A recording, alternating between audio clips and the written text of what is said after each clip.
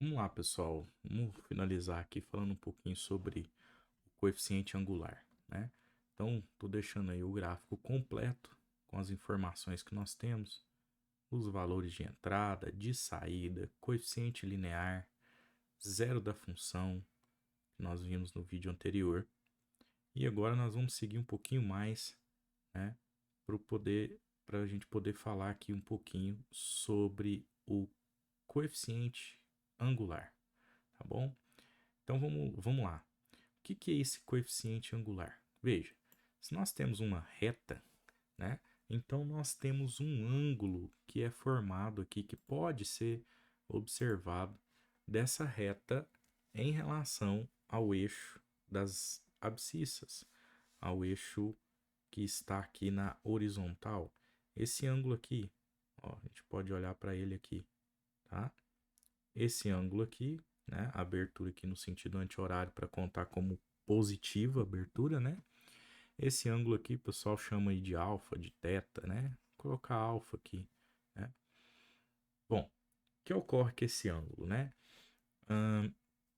Nós temos uma variação, tá? Se a gente olhar aqui, ó, pessoal, se a gente olhar aqui, nós temos aqui nesse momento um triângulo retângulo. Consegue perceber? É? Aqui, ó, do menos 1,5 até o 3, né? Aqui não está bem no 3, a gente pode chegar um pouquinho mais para o lado para poder deixar aqui no 3 certinho, ó. Pronto, tá? Nós temos esse cateto aqui. Nós temos um outro cateto aqui também, ó, do triângulo até o pontinho, que é o cateto oposto. É para o seguinte, ó. Deixa eu voltar aqui para a caneta. É para o seguinte. Se você observar esse triângulo retângulo, né, aqui nós podemos fazer uma relação trigonométrica relacionando esses dois catetos. Afinal de contas, o cateto de baixo é, são valores de entrada e o cateto de cima aqui são referentes a valores de saída. A relação trigonométrica que pega esses dois catetos aqui é a tangente, né? Para dispensar a hipotenusa é a tangente. Então você tem que a tangente de alfa é o quê? Um cateto oposto. Lembra o que é tangente? Ó? Tangente é cateto oposto sobre cateto adjacente, tá? Adjacente é o que está ao lado, beleza? Então, só retomar a reta aqui, a gente perceber, ó, tá? Então, mais ou menos isso aqui, beleza? Aqui no 3, pronto, né? E aí nós temos então a tangente de alfa. O que é o cateto oposto? Quanto que ele está medindo então, né? Veja, ele está medindo essa altura aqui, do zero de altura. Ah, tá no 3, calma, nós estamos medindo a altura, o tamanho desse lado aqui do triângulo. Então, o zero de altura, né, tá saindo do eixo e indo até a altura 9, ó. Indo até essa altura 9. Então, na verdade, essa altura aqui é 9. Isso é o cateto oposto, né? A medida dele. 9 unidades. E o que é o cateto adjacente, né, pessoal? O cateto adjacente, ele é esse cateto que está ao lado do ângulo, né? Então, olha só, esse tamanho aqui é o que nós temos. Do zero que está aqui, ó, até o 3, nós temos 3 unidades. Mas aqui a gente tem que perceber que tem mais uma unidade e meia de distância, né? Do menos 1,5 até o zero. Para pegar esse pontinho aqui para facilitar para nós.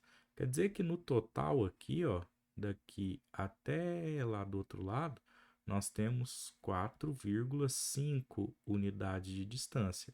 3 aqui com 1,5 dali.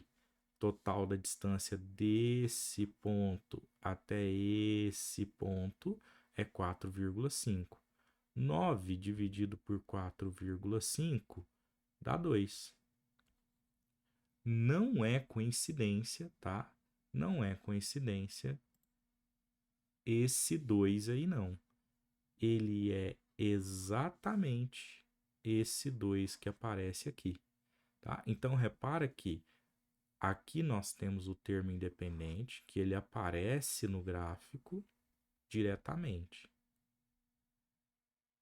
Mas nós também temos o coeficiente angular, tá? Que aparece indiretamente no gráfico, indicando a tangente do ângulo entre essa reta e o eixo das abscissas. Então é preciso ficar atento a isso, porque ele vai nos indicar uma coisa. Se for positivo, essa reta é crescente. Se for negativo, ela é decrescente. Dependendo dele aqui, se você for comparar com outro gráfico, por exemplo, se esse coeficiente angular fosse 1, né, esse aqui ele estaria um gráfico, como de fato está aqui, um gráfico mais acentuado, né? O tangente igual a 1 estaria um gráfico mais para cá, assim, né? 1 para 1 ali. Enquanto esse, vamos dizer assim, de forma bem grosseira, ele está mais em pé, olha lá, ó. Ele é mais em pé, né? Claro que aqui eu tenho um deslocamento de 3 unidades para cima também, mas ele tem a ver com a tangente, logo ele tem a ver com essa inclinação aqui também, beleza? Então, fiquem atentos, fiquem atentas a isso, tá? Independente do jeito que eu fizer aqui o traço, pessoal, eu vou obter o mesmo resultado, tá? Nós vamos obter os mesmos resultados aí. Quer ver, ó? Vamos colocar aqui de novo no 3. Ó, quer ver? Bom, vamos colocar aqui de novo no 3, tá? E aí vamos observar esse outro triângulo aqui, ó. Já já eu apago um pouquinho, tá ficando carregado o gráfico. Mas vamos observar esse outro triângulo aqui, ó. Daqui para cima, nós também temos um triângulo retângulo. Vou ter que apagar ali, né? Não tá ficando muito interessante. O gráfico acaba sendo prejudicado, né? Então, ó, você tem essa ideia aí. Novamente um triângulo. Aqui de novo é alfa, né, galera? Porque aqui você tem um segmento que é paralelo ao de baixo, tá? Se é alfa de novo, você pode calcular a tangente novo que vai dar na mesma. Quer ver, ó? A tangente de alfa para esse segundo caso. Vamos lá. O que é cateto oposto? Esse pedaço aqui. Agora é esse pedaço aqui, ó. Daqui até aqui, né? Bom, o que está valendo esse pedaço? Começou na altura 3 e foi até a altura 9. Quer dizer que esse pedaço aqui mede 6, tá? Do 3 até o 9. Cateto oposto medindo 6. O cateto adjacente é esse que está ao lado. Então, começou daqui do 0, ó, e foi bater lá no 3 de comprimento. 6 dividido por 3, olha só, 2 novamente, né? Então, não é coincidência não, tá? Se a gente observar o outro gráfico, ele talvez fique um pouco ruim de fazer, porque está mais apertadinho ali para olhar, mas vamos tentar dar uma olhada lá também, ó. Esse aqui ainda não apareceu aí para vocês. Esse aí, né? A gente olhar um pouquinho desse gráfico aí, a gente vai ver a mesma ideia, tá bom? Olha aqui para você ver do jeito que tá aí, né? Se a gente observar aqui o triângulo, deixa eu selecionar a caneta. A gente observar, nós temos aqui um alfa, né? De cara, a gente olha aqui o 4, repara que esse gráfico ele tá bem inclinado em relação ao outro, né? Do 2. Tá vendo a diferença? Embora esse aqui tá no menos 2, né? Passando aqui no coeficiente linear, mas dá pra gente ver essa inclinação aqui, né? O quanto essa reta tá mais, entre aspas, em pé, né? Bom, olha só. O que que nós temos, né? Tangente de alfa.